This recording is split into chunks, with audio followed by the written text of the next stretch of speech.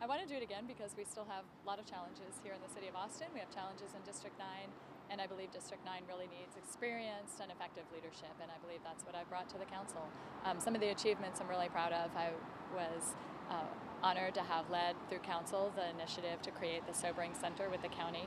You know, this is something that had been in progress, had been talked about for many years, and actually the council about 16 years ago had taken action to create a sobering center. It never happened, and so some community members revived the idea, and I carried forward the work at the council to get that sobering center, to identify funding, to help identify a location, and then the board was able to identify a director, and it opened up last month. So that was that's an exciting achievement for the community that involved lots of different people to help it be successful, but I was really honored to be the council lead on that. As a council member, I've also led on initiatives to increase the funding that we have for people experiencing homelessness in this community, as well as to introduce some real interesting initiatives like the Pay for Success initiative. So we are, we've got a huge challenge. We have way too many of our neighbors who are sleeping on the streets or in alleys or in cars throughout our community. But we have taken some very strong actions. We've increased the budget. We're looking at innovative ideas, and we've passed the action plan to end community homelessness, and I believe we can in this city if we continue to work together, and I'm committed to continuing to do so. And this will be term 3 for you? Like it will be. A special provision to do that, or how did that work? So there was uncertainty about it. I served on the at-large council, and then I served on the first district-based council, and so there was not clarity on whether or not that hit the new 2-term limit or not, but the voters of this city have a provision in the charter, a special provision that was added to allow any council member who wants to continue to run, to serve, to do so by way of petition. So just to settle the question, I did a petition. I had about 80 volunteers in addition to some paid canvassers throughout the community, throughout District 9, collecting signatures, and received nearly 5,000, the signatures of nearly 5,000 people, thousands more than we needed, but there was tremendous support for making sure that my name was on the ballot this fall for consideration. And so now's the what's next question. You don't want to stop. You want to keep going. What do you want to do Absolutely. now? I want to continue making progress on homelessness, on ending homelessness in this community, and that's going to involve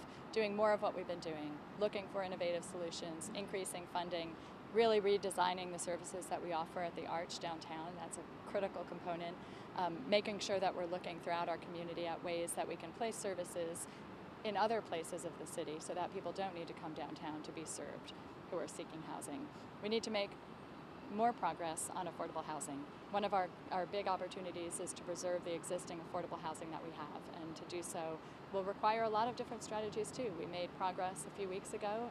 I brought forward a resolution to create a strike fund, and this will be an opportunity to use our Affordable Housing Trust Fund dollars, as well as hopefully our bond when it passes this November, which I certainly hope it will, to use some of that funding to allow the city to go out and purchase some of the housing that we know is affordable but is not subsidized.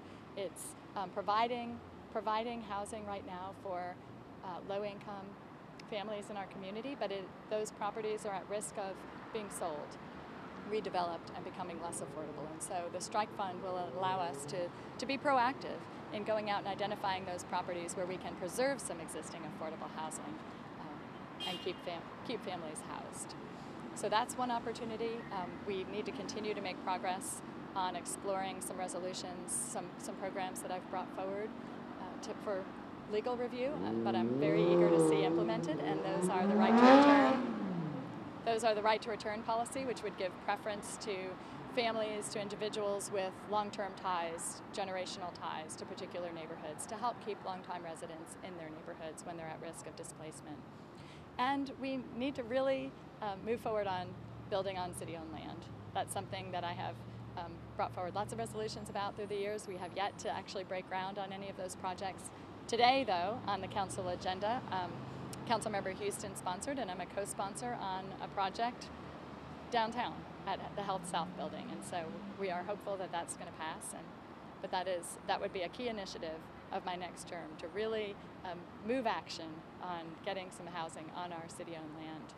And the other very important initiative that I'm eager to begin work on is getting back to exploring that idea of a tax swap with AISD. So much of AISD's of the property taxes that AISD collects get sent back to the state through our broken school finance system.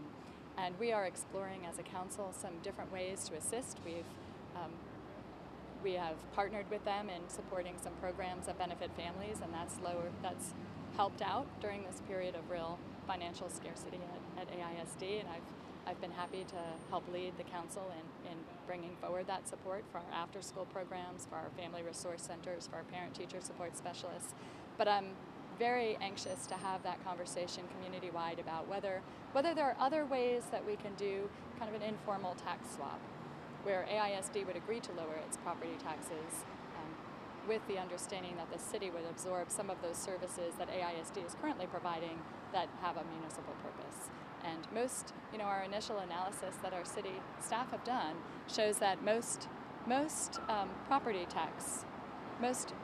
taxpayers within the AISD catchment area would realize a lowering of their property taxes through that kind of a program. But we have a lot more discussion to have, and it'll take time. And that's one of the things I'm interested in working on in the next term, if I'm fortunate enough to have one.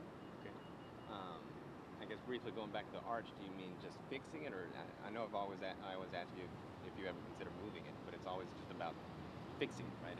It is really about rescoping it. Right now, because of council direction, because of the resolution I brought forward and the considerable work of stakeholders, we are looking for proposals to really reshape the services going on at the arch so that everyone who is sleeping at the arch is involved in a housing plan. And the end goal is that we can get those individuals housed and make room for some of the others, because we have so many people who need that emergency shelter. Right now, the Arch is trying to provide a lot of different services. It's serving as an emergency shelter, but it's not necessarily getting people connected to housing.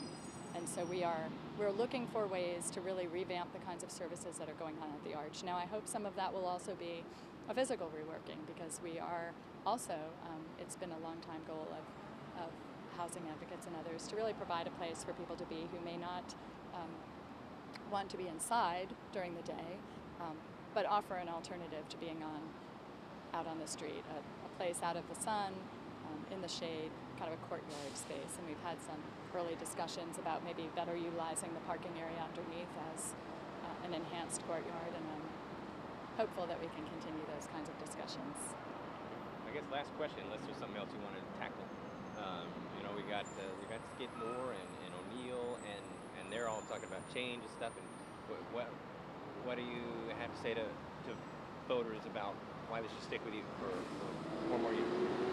Well, I've been a very effective council member. I've continued to bring forward exciting initiatives and to do a lot of work on behalf of the people of Austin, the people of District 9, and I will continue to do so in the next term. I do think there are some differences among the candidates with regard to land use. And so as we consider what happens next in the face of Code Next, I think it's important that two of my opponents in this race did support Code Next, were supportive of moving forward with it. And I think the people in this community spoke loudly when they said they didn't believe that was a good plan. And so as we move forward in revising the Land Development Code, I believe the people of District 9 are best served by somebody who understands their concerns, who understands and shares their concerns about development plans that are really about allowing the market to drive how and where we change as a city. I certainly favor a more balanced approach where we're directing that density to the corridors, to the activity centers, and not necessarily, absolutely, let me back up if I could. Yeah. I favor land development code changes that really strike a better balance between our need for growing and changing, but direct that increased density to our corridors and to our activity centers, and not to the interiors of neighborhoods. That's not the commitment we made to the public. And the voters of District 9 can count on me to continue that commitment to making sure that as we revive the discussion of the Land Development Code, and there's no doubt that we will, it probably won't be called Code Next, but it's clear that we will continue having those discussions after the city manager comes back in January. And so I am well positioned to have those conversations. I understand the concerns they had about Code Next, and I'm going to work to make sure that we end up with a land development code that respects that balance, that provides for areas of change, but respects the interior of our neighborhoods and doesn't let the market drive how we want our city to look. And your stance on Code Next was support in the beginning and then support for it to end kind of towards the end? Or? No, I was not supportive of Code Next. Okay, the whole time.